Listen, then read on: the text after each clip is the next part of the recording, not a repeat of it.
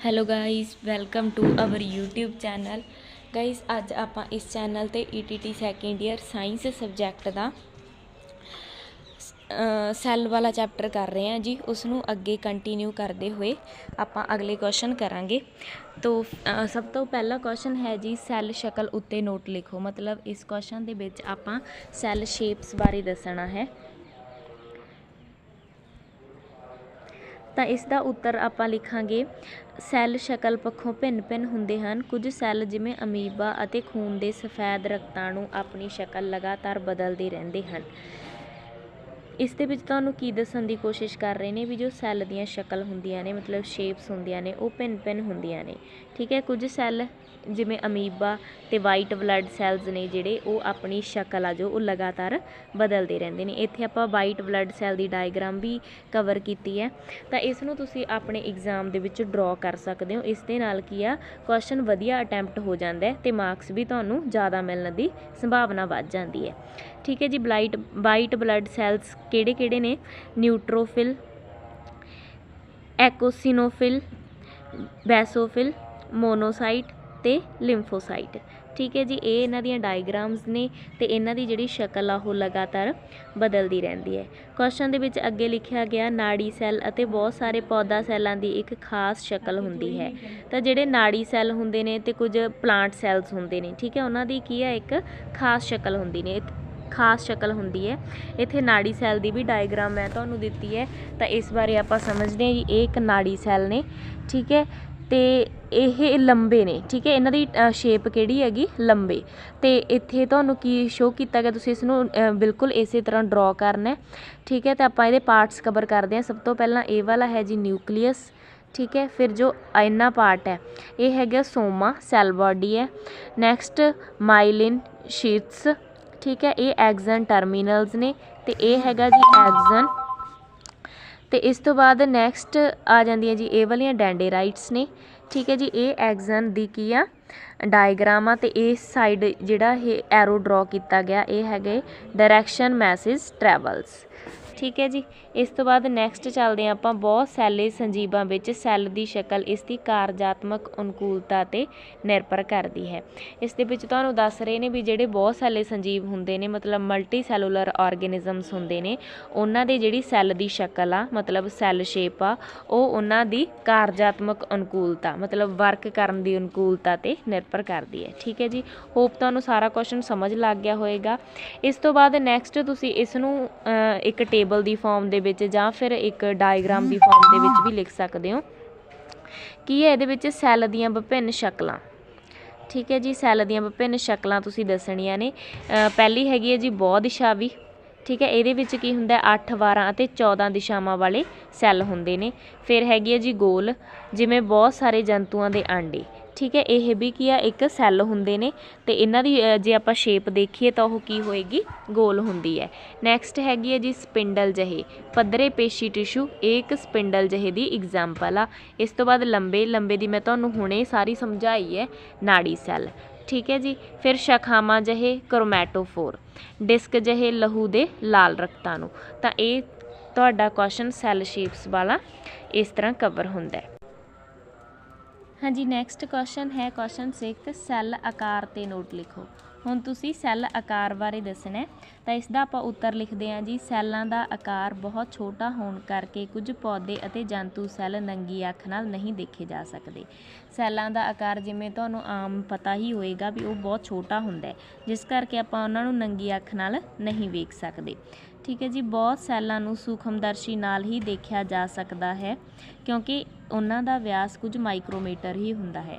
ਸੈੱਲਾਂ ਦਾ ਵਿਆਸ ਕਿਉਂਕਿ ਕੁਝ ਮਾਈਕਰੋਮੀਟਰ ਹੀ ਹੁੰਦਾ, ਇਸ ਕਰਕੇ ਆਪਾਂ ਉਹਨਾਂ ਨੂੰ ਸੂਖਮਦਰਸ਼ੀ ਨਾਲ ਹੀ ਦੇਖ ਸਕਦੇ ਹਾਂ। ਸਭ ਤੋਂ ਛੋਟਾ ਜਾਣਿਆ ਜਾਂਦਾ ਸੈੱਲ ਇੱਕ ਮਾਈਕਰੋਪਲਾਜ਼ਮਾ ਜਾਂ PPLO ਹੈ। ਤਾਂ ਇਹ ਸਭ ਤੋਂ ਛੋਟਾ ਸੈੱਲ ਆ। ਠੀਕ ਹੈ ਜੀ, PPLO ਆ। ਤਾਂ ਇਸ ਦੀ ਡਾਇਗਰਾਮ ਦੇਖੋ ਕਿਸ ਤਰ੍ਹਾਂ ਤੁਸੀਂ ਡਰੋ ਕਰ ਸਕਦੇ ਹੋ। ਠੀਕ ਹੈ, ਤਾਂ ਤੁਸੀਂ ਕੀ ਕਰਨਾ, ਪਹਿਲਾਂ ਇਸ ਤਰ੍ਹਾਂ ਬਿਲਕੁਲ ਡਰੋ ਕਰ ਲੈਣਾ ਅਤੇ ਇਹਦੇ ਪਾਰਟਸ ਬਾਰੇ ਆਪਾਂ ਸਮਝਦੇ ਹਾਂ। ਸਭ ਤੋਂ ਉੱਪਰ ਜੋ ਇਹ ਗ੍ਰੀਨ ਕਲਰ ਦਾ ਉਹ ਹੈਗਾ, ਇਹ ਹੈਗਾ ਜੀ ਬਲਬ। ਫਿਰ ਜੋ ਬਲੈਕ ਕਲਰ ਦੇ ਡਾਟਸ ਦਿੱਤੇ ਹੋਏ ਨੇ, ਇਹ ਹੈਗੇ ਨੇ ਰਾਈਬੋਜ਼ੋਮਸ। ਦੈਨ ਨੈਕਸਟ ਇਹ ਬਲੂ ਕਲਰ ਦੀ ਹੈ ਜੋ, ਇਹ ਹੈਗੀ ਹੈ ਜੀ plasma membrane. Then black colour ਦੀਆਂ ਜੋ ਆ ਸ਼ਾਖਾਵਾਂ ਦਿੱਤੀਆਂ ਹੋਈਆਂ ਨੇ ਇਹ DNA ਹੈ। ਨੈਕਸਟ ਇਹ ਵੈਕਿਊਲ ਹੈ, ਠੀਕ ਹੈ ਜੀ। ਤਾਂ ਇਸ ਤਰ੍ਹਾਂ ਤੁਸੀਂ ਇਹ PPLO ਦੀ ਡਾਇਗਰਾਮ ਨੂੰ ਡਰਾ ਕਰ ਲੈਣਾ ਆਪਣੇ ਐਗਜ਼ਾਮ ਦੇ ਵਿੱਚ। ਅਤੇ ਇਸ ਦੀ ਫੁੱਲ ਫਾਰਮ ਕੀ ਆ ਗਈ? ਪਲੂਰੀਓ ਨਮੂਨੀਆ ਲਾਈਕ ਆਰਗੈਨਿਜ਼ਮਸ, ਠੀਕ ਹੈ ਜੀ। ਉਸੇ ਕੁਐਸਚਨ ਦੇ ਵਿੱਚ ਆਪਾਂ ਕੁਝ ਸੈੱਲਾਂ ਦਾ ਆਕਾਰ, ਇਸ ਨੂੰ ਤੁਸੀਂ ਟੇਬਲ ਦੀ ਫਾਰਮ ਦੇ ਵਿੱਚ ਜਾਂ ਫਿਰ ਟਰੀ ਡਾਇਗਰਾਮ ਕੋਈ ਵੀ ਉਸ ਦੀ ਫਾਰਮ ਦੇ ਵਿੱਚ ਵੀ ਤੁਸੀਂ ਇਹ ਐਗਜ਼ਾਮ ਦੇ ਵਿੱਚ ਬਣਾ ਸਕਦੇ ਹੋ, ਜਿਸ ਦੇ ਨਾਲ ਕੀ ਹੈਗਾ ਕੁਐਸਚਨ ਵਧੀਆ ਅਟੈਂਪਟ ਹੋ ਜਾਏਗਾ, ਠੀਕ ਹੈ ਜੀ। ਤਾਂ ਸਭ ਤੋਂ ਪਹਿਲਾਂ ਹੈ PPLO, ਜਿਹੜੀ ਕਿ ਆਪਾਂ ਉੱਪਰ ਡਾਇਗਰਾਮ ਕੀਤੀ ਹੈ। ਇਸ ਦਾ ਆਕਾਰ ਕਿੰਨਾ ਹੁੰਦਾ ਹੈ?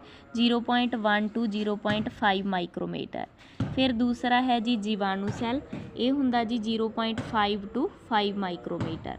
ਫਿਰ ਹੈਗਾ ਜੀ ਮਨੁੱਖੀ ਲਾਲ ਰਕਤਾਣੂ ਮਤਲਬ ਰੈੱਡ ਬਲੱਡ ਸੈੱਲਸ, ਇਹਨਾਂ ਦਾ ਆਕਾਰ ਹੁੰਦਾ ਜੀ 7 ਤੋਂ 20 ਮਾਈਕਰੋਮੀਟਰ।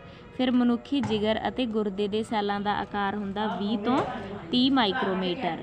ਫਿਰ ਹੈਗਾ ਜੀ ਨਾੜੀ ਸੈੱਲ, ਨਾੜੀ ਸੈੱਲ ਦਾ ਆਕਾਰ ਹੁੰਦਾ ਜੀ 90 ਤੋਂ 100 ਮਾਈਕਰੋਮੀਟਰ।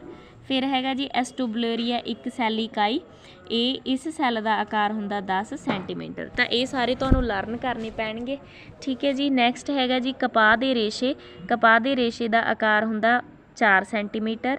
ਹੈਂਪ ਦੇ ਰੇਸ਼ੇ, ਇਸ ਦਾ ਆਕਾਰ ਹੁੰਦਾ 1 ਮੀਟਰ, ਠੀਕ ਹੈ ਜੀ। ਅੱਗੇ ਹੈਗਾ ਪੰਛੀਆਂ ਦੇ ਆਂਡਿਆਂ ਦੇ ਸੈੱਲ ਸਭ ਤੋਂ ਵੱਡੇ ਹੁੰਦੇ ਹਨ, ਇਹ ਇੱਕ ਕੀ ਪੁਆਇੰਟ ਹੈ ਜਿਹੜਾ ਕਿ ਤੁਸੀਂ ਲਿਖਣਾ। ਫਿਰ ਇਸ ਤੋਂ ਬਾਅਦ ਕੁਝ ਆਂਡਿਆਂ ਦਾ ਆਕਾਰ ਦਿੱਤਾ ਹੋਇਆ, ਜਿਵੇਂ ਸਭ ਤੋਂ ਪਹਿਲਾਂ ਹੈ ਸ਼ਤਰਮੁਰਗ ਦਾ ਆਂਡਾ 170 ਗੁਣਾ 135 ਮਿਲੀਮੀਟਰ, ਠੀਕ ਹੈ ਜੀ। ਫਿਰ ਹੈਗਾ ਮੁਰਗੀ ਦੇ ਆਂਡੇ ਦਾ ਆਕਾਰ ਹੁੰਦਾ 60 ਗੁਣਾ 45 ਮਿਲੀਮੀਟਰ। ਫਿਰ ਮਨੁੱਖੀ ਮਾਦਾ ਦੇ ਅੰਡੇ ਦਾ ਵਿਆਸ ਹੁੰਦਾ 0.1 ਮਿਲੀਮੀਟਰ। ਤਾਂ ਇਹ ਕੁਝ ਸੈੱਲਾਂ ਦੇ ਆਕਾਰ ਨੇ ਜਿਹੜੇ ਕਿ ਤੁਸੀਂ ਇਸ ਕੁਐਸਚਨ ਦੇ ਵਿੱਚ ਲਰਨ ਕਰਕੇ ਤੁਹਾਨੂੰ ਲਿਖਣੇ ਹੋਣਗੇ। ਨੈਕਸਟ ਹੈ ਜੀ ਸੈੱਲ ਗਿਣਤੀ ਤੇ ਨੋਟ ਲਿਖੋ। ਮਤਲਬ ਇੱਥੇ ਤੁਸੀਂ ਹੁਣ ਸੈੱਲਾਂ ਦੀ ਗਿਣਤੀ ਬਾਰੇ ਦੱਸਣਾ। ਤਾਂ ਆਨਸਰ ਸ਼ੁਰੂ ਕਰਦੇ ਹਾਂ ਜੀ ਆਪਾਂ। ਸੈੱਲਾਂ ਦੀ ਗਿਣਤੀ ਦੇ ਪੱਖ ਤੋਂ ਸੈੱਲ 2 ਭਾਗਾਂ ਵਿੱਚ ਵੰਡੇ ਜਾਂਦੇ ਹਨ, ਇੱਕ ਸੈੱਲੀ ਜੀਵ ਮਤਲਬ ਯੂਨੀਸੈਲੂਲਰ ਆਰਗੈਨਿਜ਼ਮਸ ਅਤੇ ਬਹੁ ਸੈੱਲੀ ਜੀਵ ਮਤਲਬ ਮਲਟੀ ਸੈਲੂਲਰ ਆਰਗੈਨਿਜ਼ਮਸ। ਇੱਕ ਸੈੱਲੀ ਜੀਵ, ਬਹੁਤ ਸਾਰੇ ਸੰਜੀਵ ਇੱਕ ਸੈੱਲ ਤੋਂ ਬਣੇ ਹੁੰਦੇ ਹਨ, ਉਹਨਾਂ ਨੂੰ ਇੱਕ ਸੈੱਲੀ ਜੀਵ ਕਿਹਾ ਜਾਂਦਾ ਹੈ, ਜਿਵੇਂ ਅਮੀਬਾ, ਪੈਰਾਮੀਸ਼ੀਅਮ, ਇੱਥੇ ਯੂਗਲੀਨਾ ਆਉਣਾ ਸੀ ਜੀ, ਯੂਗਲੀਨਾ, ਕਲਾਮਾਈਡੋਮੋਨਾਸ ਆਦਿ, ਠੀਕ ਹੈ ਜੀ।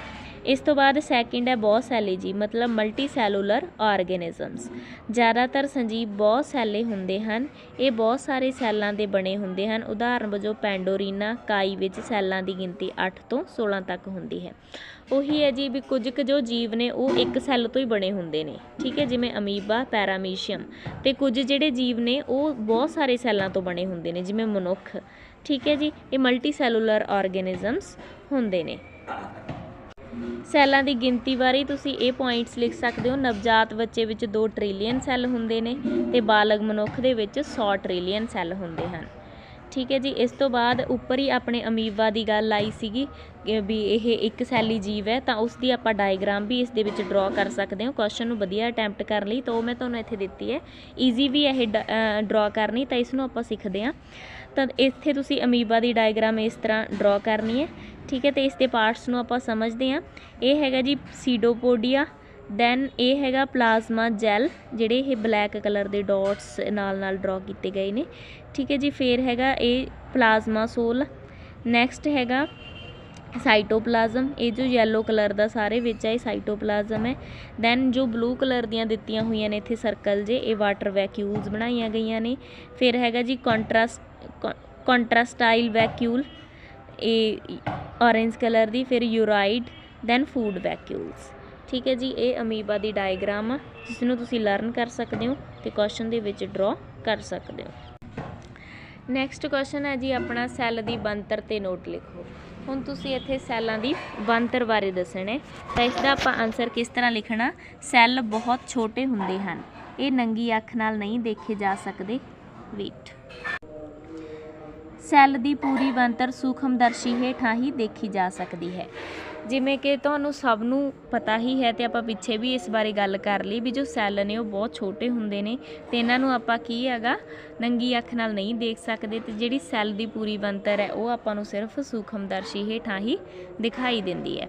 ਠੀਕ ਹੈ ਜੀ। ਸੂਖਮਦਰਸ਼ੀਆਂ ਵੀ ਦੋ ਟਾਈਪਸ ਦੀਆਂ ਨੇ, ਸਧਾਰਨ ਸੂਖਮਦਰਸ਼ੀ ਹੁੰਦੀ ਹੈ ਤੇ ਇੱਕ ਇਲੈਕਟ੍ਰੋਨ ਸੂਖਮਦਰਸ਼ੀ ਹੁੰਦੀ ਹੈ। ਤਾਂ ਆਪਾਂ ਇਹਨਾਂ ਬਾਰੇ ਆਪਾਂ ਪੜ੍ਹਦੇ ਹਾਂ ਕੁਐਸਚਨ ਦੇ ਵਿੱਚ।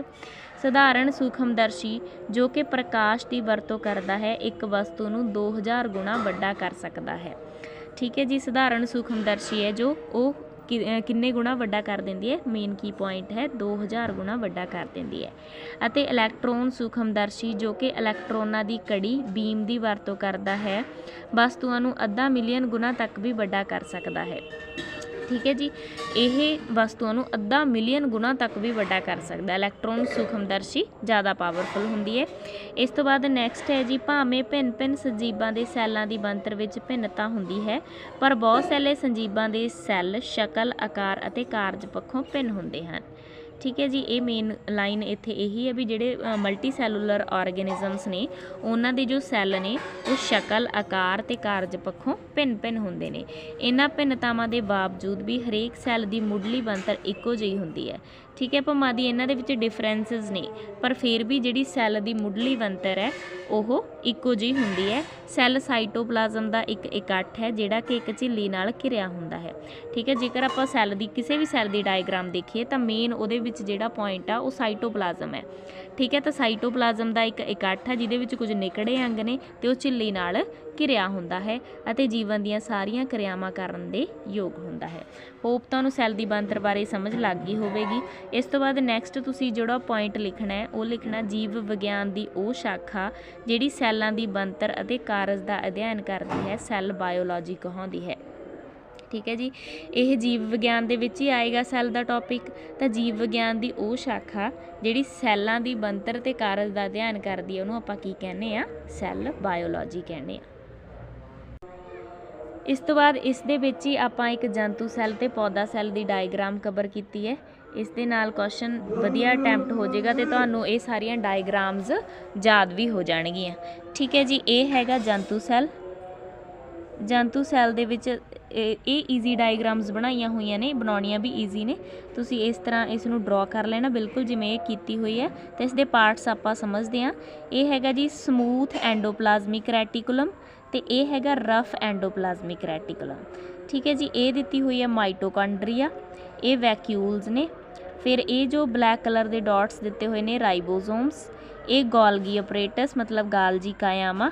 ਠੀਕ ਹੈ ਜੀ। ਇਹ ਸਾਈਟੋਪਲਾਜ਼ਮ ਹੈ। ਠੀਕ ਹੈ। ਜੋ ਬਲੂ ਕਲਰ ਦਾ ਸਾਰੇ ਸੈੱਲ ਦੇ ਵਿੱਚ ਲਾਈਟ ਕਲਰ ਕੀਤਾ ਗਿਆ ਇਹ ਸਾਈਟੋਪਲਾਜ਼ਮ ਹੈ।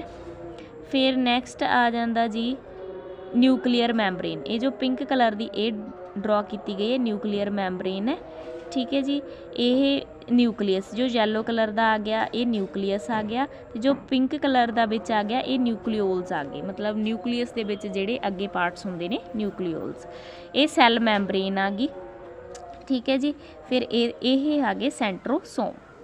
ਹੋਪ ਤੁਹਾਨੂੰ ਸਾਰੇ ਪਾਰਟਸ ਕਲੀਅਰ ਹੋ ਗਏ ਹੋਣਗੇ। ਇਸ ਤੋਂ ਬਾਅਦ ਨੈਕਸਟ ਜਿਹੜੀ ਡਾਇਗਰਾਮ ਦਿੱਤੀ ਹੈ ਉਹ ਹੈਗੀ ਹੈ ਜੀ ਪਲਾਂਟ ਸੈੱਲ ਦੀ। ਤਾਂ ਪਲਾਂਟ ਸੈੱਲ ਦੀ ਡਾਇਗਰਾਮ ਵੀ ਤੁਸੀਂ ਦੇਖ ਸਕਦੇ ਹੋ।